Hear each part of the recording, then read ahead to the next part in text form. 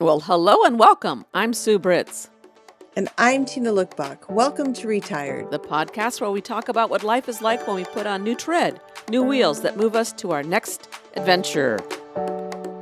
Tina, you're in Norway. I am. I am very much in Norway, and today it started snowing. We've got a great And connection going, regardless of the weather. yeah, we do. Yeah, the weather has been snow, ice, all of it. You look No rain. relaxed. You look comfortable. Are you over jet lag? Probably not. I think it just began. I think I've had 2 nights now of solid sleep. Oh, 7 hours, Sue. 7 hours. that's better than I did last night. So good on you. Yeah. Our eternal It, thing, which is insomnia, but yours is related to time change. yes. So we'll see how long this lasts. Okay, so um, my first question for you is, are you feeling a cultural shock in any way? I think that cultural shock, a lot of people think that it's about going to the place that you're going to. How shocking or how different it is. But in reality, I think most cultural shock, the most profound one, is the realizations that we have about our own country or culture. So I'm wondering if you have any of those perspectives uh, or not. Maybe you feel totally unshocked. In Cuba, I feel shock a lot. Here, I feel none. And I think, of course, it's because I was raised with my parents who were Norwegians. So for me, I know what the values are, the customs. I've been here, I've traveled enough here that it feels actually very comforting. Um, and yeah, I would say it's a comfort. It's not a shock. It's the opposite. It feels like a familiarity.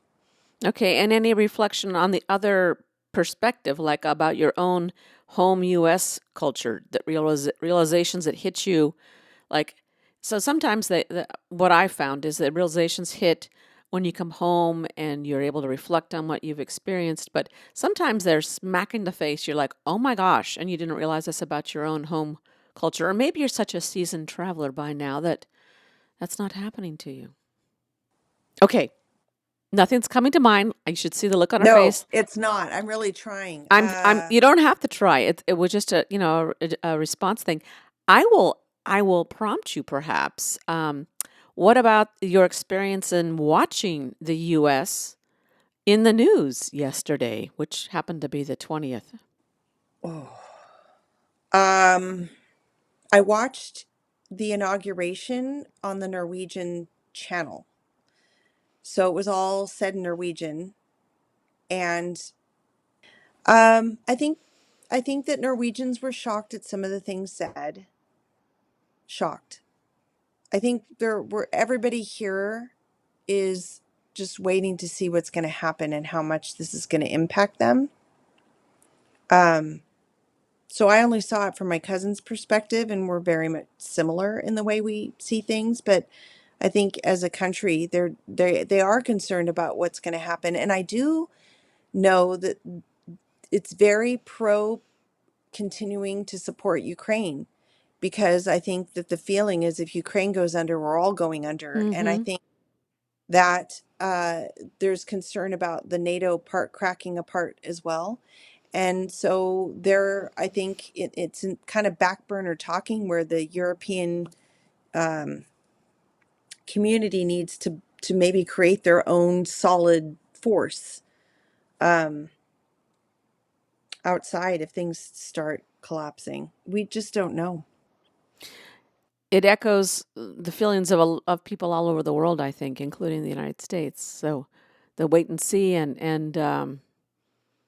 just it's we're back. What I found, kind of, we're shifting gears here. It's not so much Yeah, about you being in Norway, that's but okay.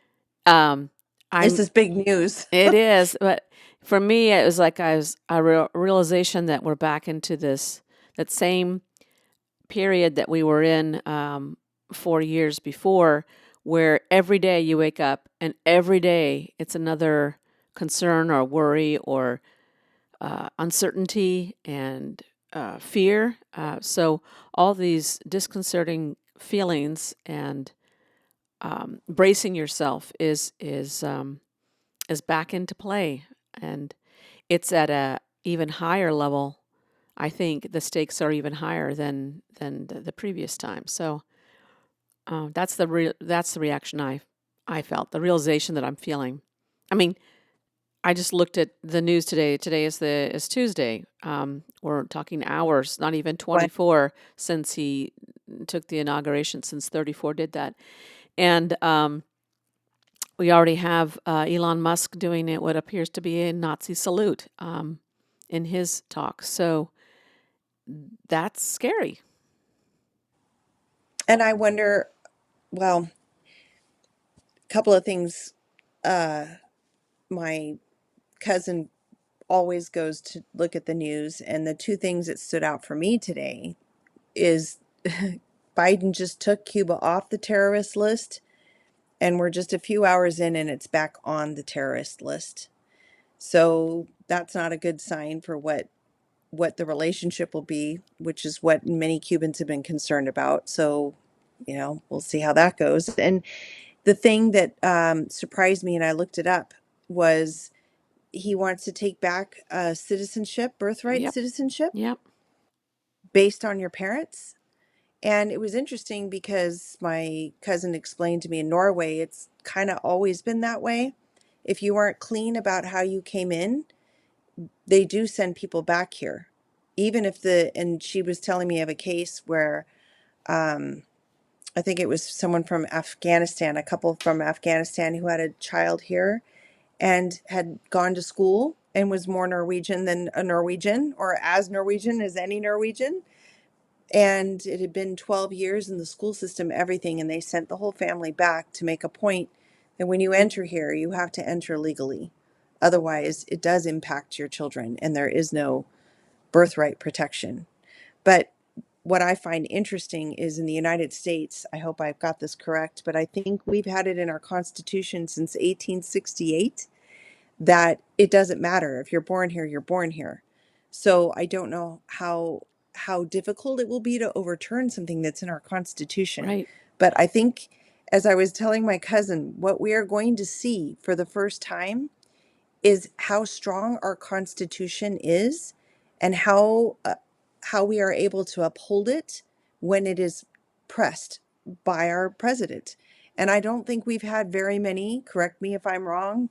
I've not been so strong in politics, but I don't know how many presidents have pushed things within the Constitution before. So I think this is going to be the next 4 years will be the pressing of many things in our Constitution. And is it possible for one president to overturn? We're going to see if we have the checks and balances still working, is what I'm saying. Yeah. Yeah.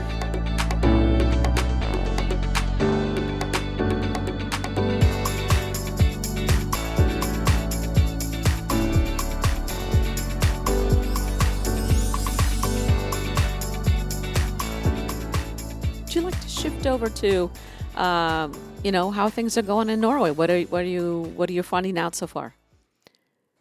I'm finding out the importance of really knowing the language, Mm-hmm. and that even though everybody speaks English, I thought it would be much easier to find a job if I didn't know Norwegian that well. And I'm learning, no, it's very important, especially, of course, in teaching, because how can I teach Norwegians anything if I can't speak fluent Norwegian? English So, immersion. right, right, exactly. So, and I haven't seen a lot of English specific jobs, but I've just started looking, and I did reach out to an international school that's 5 minutes from where Tina lives, and uh, they had a first and second grade position, but I haven't heard anything. So it's been interesting what I'm finding out. And like I said, I've really got to brush up on the Norwegian. I've got a lot to do. And it's the underused muscle. Mm-hmm. Mm-hmm. You can hear it, but and words will come out, and I had forgotten I even knew them. But then there's a lot of words I don't know because I didn't speak adult language with Right. my parents so much. Right. So things like I looked up today opportunities, employment. I mean, these were things that I never talked to my parents about. It's like, what time's dinner? And, you know, can I go to Sandy's to spend the night? Yeah, it is funny. I mean, I was laughing about the English immersion because you and I taught in Spanish immersion, which is Exactly. we're the studies on how people learn language. It does help when you are immersed, and like you say, the language that you learn as a child is very different than what you use as a teenager, as an adult, and then I like to think about the specialized language of whatever it happens to be. Oftentimes it's tied to your job, but even like trying to talk to a landscaper about your irrigation, the types of tubes and the connections, and it's like, oh my gosh, I have to ask about the vocabulary, and it's Yeah, so that's fun true. to do that, but. When it's urgent and it's harder, like something you want to use right away, then it's a different story. But immersion is you're in the best place because that's how we learn best. So we've talked a little bit about retirement. I don't know all the details yet, but I do know that you need to work for 5 years here to begin to pull employment, and 10 is optimal. And 67 is the year that people are working to now. And I think the goal of the country is to get people to keep working until they're 70 because, it's getting harder and harder to sustain the level of retirement for people. So that's interesting. And I'm learning a little bit more that even though it's a socialist country, there's becoming more and more private hospitals because it might take you in the public sector a year, let's say. And I hadn't really thought about this, Sue. If you break your hip, it could take a year, maybe not break it, but if you need a hip replacement, let's Hmm. say, it could take over a year on this list that you're put on.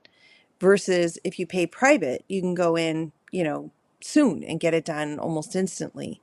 So that's, I guess, the problem with socialized medicine. You'll get it, but there is a ranking as to who will get it first. And in the private, it's whoever has the money. Right, right, and that kind of makes sense. When you think about a hip replacement, though, you're thinking about the urgency of it. Like different, like you say, breaking it is different than getting a replacement. So, yeah, it's becoming. I don't know if you've noticed, but it's becoming more and more. It seems that way here too. I've needed a specialist appointment and kind of urgent stuff, and I'm still waiting. It's been 4 months, and I can't get into a specialist. And so, um, and in the past, that kind of thing was pretty easy to follow up with. But I think, COVID's changed so much of our society in general, but specifically for the medical industry. I mean, there are fewer people working, they're overworked. It's just harder. Things have changed. And I think we found out in COVID, did we have like an exodus of nurses? I Like, is that, or, And doctors, that too? and I then think we people burned died out a too. lot of people. Yeah, that's People true. don't mention, we talk about COVID and the pandemic and everything, but a lot of people died, and those in the front line were some of those who died. So Yeah. I don't know. Especially the People ones out. burnt Yeah. out. People burnt out. Yes. A That's lot of kind of what I burnout. understood from it. School and medical and yeah. Yeah, and they say, so it's interesting here too. There is a shortage of teachers. Like they do want teachers. So I'm still exploring, but I wonder if it's the same thing where it'll be interesting to find out why they have a teacher shortage here. Is it because the population's growing, or are they experiencing extreme burnout? Mm-hmm. And that's where I haven't really been able to step in and ask. I had a couple opportunities to talk to preschool teachers who are age, 1 through 6, where they teach, and they're quite happy. But there were quite a few uh, jobs actually available for it. So again, is it population or burnout? But the teachers I spoke to were just thrilled, like they love their jobs. Well, So it's we'll interesting find out. because everyone's going back to work too, and now with 34 in office, there's that mandate for federal employees to go back, and it's part of this change back to not the world as it was, but back to the way things used to be done in more ways, with the hope that people will not go back to work and reduce the number of employees. That's in the federal government. That's part of what the plan is for the 34 has. So that's a way to reduce federal employees, but because some people won't want to go back to the office. How, in general, do you feel about staying at home versus going in? It's interesting because I think um, there is a lot of opportunity for people to fool around and not do their job, or there's talk of people doing two jobs, so they're doing a job here and then they turn and they do another job right there. Um, but I think as things settled in, and I think that, the pandemic required, I mean, people had no other choice than to settle into some of this online stuff, this remote work. And I think that it can be a real godsend for people. It can make, there's more work-life balance. There's more understanding that your work, while it's very important and essential, and it's a part of who we are, it's a part of contributing to society and so forth, but there needs to be a balance that, like, when we lose ourselves in our job and we're just cogs that can be used up, that's not good for society either. So that work, that work, home work balance is really important. So I have mixed feelings about it. I think that as long as would be measures to determine whether you're being productive and getting work done and how well you communicate.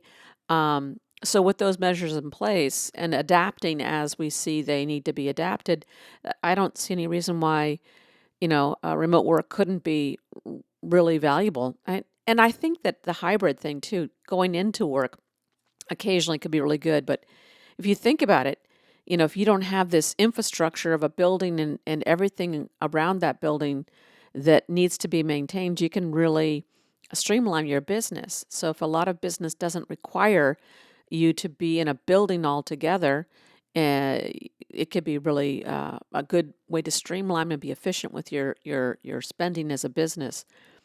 I mean, you could do these. They have these rental spaces you can use Yeah, for meetings too, and so I mean that's I think that's very innovative and interesting to look into.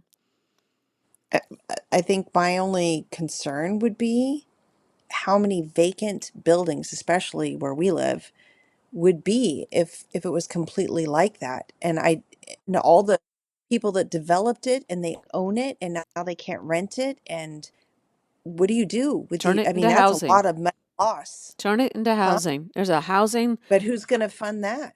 Well, I agree.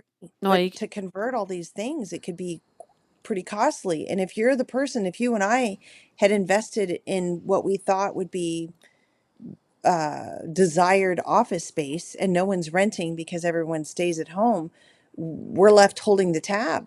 And then we could go under. I mean, a lot of people going under. So I have thought about that. And yeah, conversion's great, but you still need capital. That's where almost the government should step in and help the poor guy out. I don't exactly, know. or gal, exactly. Yes. However, I think that could be another problem that could be solved in a very creative way. The other thing that you'd want to consider is the how that affects the social part of what humanity is like. So now we're just talking like we're doing right now through our computer screen, and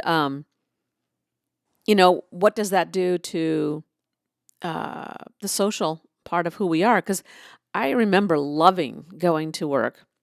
I mean, teaching is different. I think teaching through the computer is not at all in the same ballpark as running business. But so, for example, if you're doing tech work and I have to take over your computer and help fix the problem, I don't need to be at your desktop to do that. But to teach and work with children, you need to be present. Okay, so that aside, I think that it really will form how human beings act together as human beings. I mean, being at work and establishing friendships with the people at work and working together for a common goal in person it was really profound and really good. It was one of the happiest things, besides the kids. Working with my colleagues is one of the happiest things that I enjoyed in my work. And I would miss that. I would I want would that. agree. And then physically, I mean, just to sit in front of a computer all day, although I guess people go to an office and sit in front of a computer all day, it's important to get up and move and do things. And, that's another thing that we need to look at in our society. And just isolation, all of it. Yeah. And so my cousin is doing a hybrid. It's Hmm. exactly both.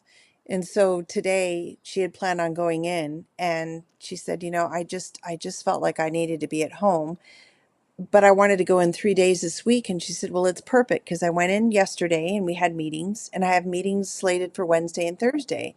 So she said, so it was just as well I stayed home today and go in the days where I have meetings because it's better to attend in person. And I Hmm. think that that's true Hmm. because there's a lot with body language and, there are things that you just can't pick up on. Like right now, for instance, I'm looking at 3/4 of your face.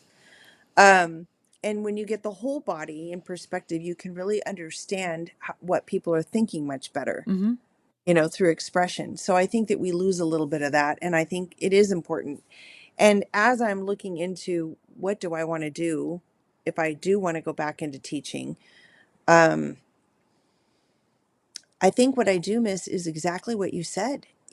I miss being with people, with kids, sitting in a circle. Like when I have a fantasy or a remembrance of what I loved about teaching, it was that interaction in that small, you know, circle, I guess. Yeah. I loved my circle time with my kids. And I did it even as older grades. They liked it too. Hmm. Where we sat down together and we had talks before we began lessons and did check-ins. So I miss that and I miss working with colleagues. Absolutely. Hmm.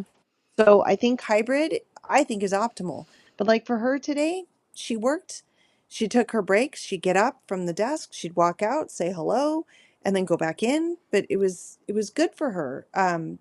To stay and get the computer things done. She didn't need to go into work and then sit down and open up the computer because she would have interacted with no one. She Right. didn't need to. Right. So I do think that there's a time and a place, and that maybe that was one of the positive things that came from COVID was learning that we can work at home. We don't have to be in there to do some things. Right. Yeah.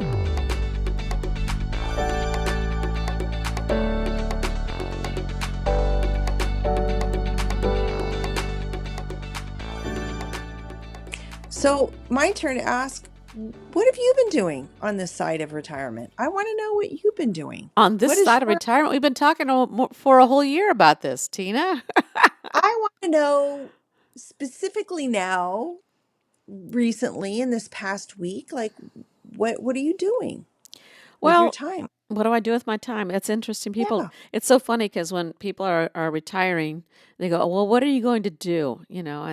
And some people are thrown off by that question because they don't have a clue of what they're going to do. Others, like myself, I'm going to town. I've been thinking about, we've been planning our upcoming trip to the UK and doing all the things like getting they now require a visa to go into the country. So very simple thing to do, but finding the right thing and filling that out. Okay, did that. Going through all the Airbnb options, and then we were talking about renting a car and then deciding on train. So doing that and getting familiar with the train system and getting the apps on the phone so that you're good to go and you understand it. Um, so I'm preparing so that I don't have to, because we're doing our own trip. So I don't have to waste time or be frustrated while I'm there, more than I need to be, because I'm assuming that there will be, gaps. But then I've also, um, I put together these. I'm working on some projects to take with me. I'm going to a festival, so I'm going to take some artwork and maybe That's what I was yeah, wondering. doing that. And then I also I haven't we haven't shared this I haven't shared this with you, but um I want to interview some people while I'm there. So I'm making my interview questions, kind of honing what the answers might look like, so the questions can be really good. have them on a card, so I can just hand them to people, and they can they can think about them before I actually do the interview. Check in the interview, my gear. I have a lavalier mic I'm taking with me. Want to make sure that works correctly. And then making little thank you, little gifties. So yeah, I'm gonna try to get some more, some nice audio for our podcast, but it's in the effort of yeah, also expanding our listenership. That would be cool, but just kind of going deeper into this topic of what it is to be retire, to put on new tread and have new aspects of your life and your person and what that means and what that does for us. So yeah. Well, that sounds exciting. No, and of course I I run errands and do laundry and help Melinda with her garden and yeah, all those things. living, just Yeah. living, and living does take time. Yeah, of course Mimi likes her walks and she's out there right now going, "Hey, hello, it's time." So I yeah. saw Mimi on the street today. Oh, did you? Yeah, I A did. greyhound. That's She so was great. wearing a jacket. Oh, cute. Well, they need a jacket when they're They outside in this kind of do. weather. Yeah. How Yeah. fun. Yeah, I was very excited. There's a group over in southern Spain called Galgos del Sol, and they're in Murcia in Spain, and they run a rescue for galgos, which are the Spanish greyhounds. And we do see they have a great presence on Facebook. You get daily updates on their dogs and the number of dogs they rescue, and some of them are healthy, and so it's just a matter of getting them acclimated and then getting them out to people who want to adopt them. And then others come with damage and they get them to the vets and they rehabilitate the animals and get them ready. But and then others, moms come in and they have babies and that's always fun too because that's a lot of energy. But my why it came to mind is because they do adopt out a lot to throughout Europe. And so yeah, you see them going. So It I came. wonder if that dog was a Galgo del Sol. That would have been cool. Yeah. Very neat. So I'm noticing there are a lot of little dogs here, and I wonder if it's because there are many apartment owners. That's something that I noticed. I know in our big cities we have a lot of apartments, but this town here, I think it's about 50,000. And it's amazing how many apartment buildings there are, like large apartment buildings. And they're still being built. And that was something that I realized in my early 20s, that Norway builds up and Americans build out. Yeah, because we I have the would say that's land. a big Yeah, difference. yeah, yeah. Yeah, Well, especially in California, we've got there's land, although that's changing and they're talking about infilling more and yeah, that's the difference between our country's got so much land and there can be a spreading out of places. So right. yeah. And also we have, I've, what is the amount in LA? Do you know? Just in the LA area or Southern California, but here it's 5 million the entire country. Yeah. So I've learned that's part of why public transportation works so well, because it's more dense, Mhm. Mhm. so when you make these stops, you can. And where we are so spread out, there would be far too many stops, I think, is our problem. I'm not sure why we don't have better transportation, but I'm assuming it's because we're just so sprawled. Well, I think that uh that people we've become so accustomed to having our cars and our independence. That's very, classically American thing. Population of LA is over 3 million, almost 4 million people. Just So in LA just proper. in yeah, yeah. Yeah. So almost the Well, entire well, country can even fit the in LA. LA proper's almost 4 million. So the surrounding areas of LA are 12.8 million people. I mean, Wow. No yeah. wonder why I there's think such pollution. the Sacramento area is around 3. The last time I checked it was around 3 million. Let's check here. Yeah. Thanks for doing the work, Sue. No, I'm totally off base with that. Sacramento's only half a million. The city of Sacramento is, but the surrounding area is much more. That's true. It's 2.6 million.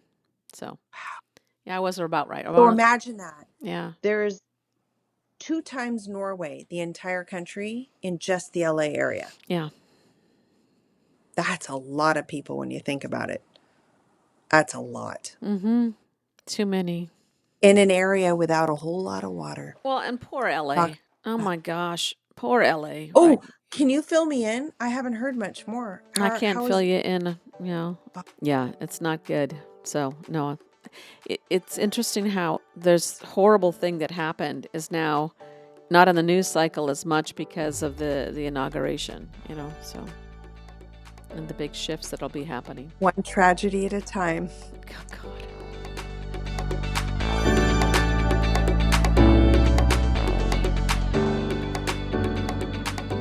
All right, so this has been an interesting episode where we've done a little catch up on what's happening around us and what's happening with your travels. Um, we'll have to see what And next. you, and I want to hear more about your glass artwork, getting it out there. I'm Well, it's So do you do this daily? Do you do this weekly? Do you do it when the mood hits? What is the art part of your life? I think one of the interesting things about retirement, the part where you don't have a paid job, is then you can the ability to adapt and change goes right in hand. You don't fall back into your regular routines of what a job is. And so, for example, this last year I had injured my back and nothing horribly serious, but enough that, oh my gosh, it hurts, and that's different. That puts a different spin on everything, your ability to do exercise and how you do your exercise, and then being able to stand and bend and lift and all these things. It so your job then becomes, getting better, building your strength up back in your back, and physicality as you get older starts becoming Yeah, that's what what I was rules just your thinking. life. That's what we're talking Well, about, right? it changes your priorities and your focus. And gratefully, you don't have to just suck it up and go to work, and you're able to attend to it. But it changes the actual routine of your day. So I'm not out in my garage working on the lamp work in the same way that I was doing before. Well, I'm going to throw something that I am going back to, which is interesting, is knitting. I left knitting for quite a while, and just before Christmas, I started knitting caps again. It's gratifying because you finish them in a couple of days. So I think I said before I left, I went upstairs and went through all my mom's knitting, and I found her needles, Norwegian needles, and yarn, and an old pattern to knit Norwegian mittens. And when I lost, everything in the estate sale at my home, because it was too painful to go home to watch it all be sold away. The thing I kind of wished that I had had were these mittens that my mom had knit with the Nordic design. But I found the pattern and I found my mom's knitting needles. And so I actually packed them because I figured when I go visit my aunt, she's a tremendously great knitter, so she can help me get started on this thing again. So that's a passion that I've kind of reconnecting with. So sometimes we go into things and it goes away and then it comes back. Right, But right. what's that? I said, right, right. That's Yeah, that's yeah. great. So I don't want to nitpick, but I want to make sure that you pack that stuff in your checked baggage. Ah, very good. No, see, yeah, you're tied. Everything's tying back to your Norwegian heritage, and that's really cool. yeah. Literally, yeah. All right. Anything else you want to add? Our connection's been really good. We've been a couple of Yes. bleeps, but it's been pretty good. Yeah, and when I call Maria down in Cuba, it hasn't been so strong in the middle of the night. So I don't know if this is a good hour to be using internet in this particular room. But I got to tell you, it's not always perfect everywhere. There are places that, even in the first of first world countries where internet is not perfect. I just want to say. I know it always amazes me. See, I'm a person of a certain generation where you're going, we're talking across the world from each other, and we're not paying long distance or anything. This is astounding. So, Okay, I got to give an update. I got to give an update down there in Havana. okay, It's still not done. I'm not And the surprised. car can't be done again because it's raining. And so now the theory, according to Mom, is when you come, you bring the rain with you. So I just want to say that perhaps we should sell out Maria, just send her to wherever there's a drought, just send Maria, and maybe we can charge a fee and that'll be my retirement. I don't know. We'll figure it out. I wasn't sure if I followed it. Mom being Maria's mom. Yeah, Maria's mom. She was, saying, look at you. Every time you come, you bring with you the rain. And it just rains and rains and rains. And when you go, it stops. So I'm saying perhaps she's got this magic rain thing with her. And we could just start sending her all over the world wherever they need rain. And then we can take an income for that. There we go. That's a good plan. Good plan. Good plan. Thanks.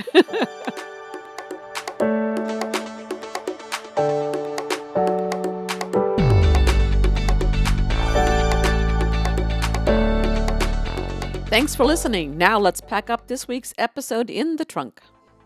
Ride shotgun and be a part of our adventure by clicking on the plus sign to subscribe and follow our show. This will help our ratings and, more importantly, inspire us to keep creating fun and engaging content. We would love to hear from you in the comment sections or email us at retirepodcastnewtread@gmail.com. Use the fast track lane by sharing episodes with friends, family, and anyone who would like to join us on our road trip through retirement. Be sure to check the show notes for links and contact information. Retired is chauffeured by Sue Britz and Tina Lokkbakk. It is produced, directed, and edited by me, Sue Britz. Music and graphics are by me too. Buckle up and tune in next week so that you won't miss your chance to join our retired road trip.